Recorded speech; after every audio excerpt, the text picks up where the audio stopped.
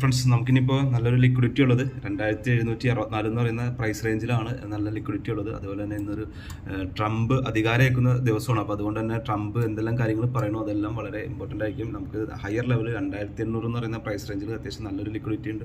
അതേപോലെ തന്നെ ലോവർ ലെവലിൽ ഈ രണ്ട് ആക്ടിവിറ്റി സൈഡും മാർക്കറ്റിൽ നിന്ന് അദ്ദേഹം പറയുന്ന ഓരോ കാര്യങ്ങൾക്കനുസരിച്ചും ചിലപ്പോൾ ഈ ഒരു ലിക്വിഡിറ്റി എടുത്തിട്ട് ചിലപ്പോൾ തൊട്ട് താഴത്തേക്ക് വരാനുമുള്ള എല്ലാ സാധ്യതയുണ്ട്. നമുക്കിനിപ്പോൾ നല്ലൊരു സെല്ലിംഗ് ചാൻസ് നമ്മുടെ ഒരു സ്ട്രാറ്റജി പ്രകാരം നമുക്ക് ഈ ഒരു റേഞ്ചിൽ ഒരു റിജക്ഷൻ വന്നിട്ടുണ്ട്, നമ്മളൊരു സെല്ലിംഗ് എടുത്തിട്ടുണ്ട്. നമുക്ക് ഈ ഒരു ഇത് വേണമെങ്കിൽ ഫസ്റ്റ് ടാർജറ്റ് അല്ലെങ്കിൽ ഇതൊരു സെക്കൻഡ് ടാർജറ്റ് ഒക്കെ ആയിട്ട് സെറ്റ് ചെയ്യാം. നമുക്ക് മറ്റൊരു കാര്യം, നമുക്കവിടെ ഇവിടെ നോക്കി അറിയാം, ഈ ഒരു ആക്ടിവിറ്റിയിലാണ് നമുക്കൊരു കൺഫർമേഷനായിട്ട് കിട്ടിയത്. ആ ഒരു സെല്ലിംഗ് ആക്ടിവിറ്റി നമുക്ക് ഈ ഒരു ഇംബാലൻസ് നല്ല രീതിയിൽ സെല്ലിംഗ് ഉണ്ടെന്നുണ്ടെങ്കിൽ ഈ ഒരു ഇംബാലൻസ് ബ്രേക്ക് ചെയ്ത് ഈ ഒരു റേഞ്ചിലേക്ക് ലോവർ ലെവലിലുള്ള ഈ ഒരു 2740 എന്ന് പറയുന്ന പ്രൈസ് റേഞ്ചിലേക്ക് വരാനുള്ള സാധ്യതയുണ്ട്.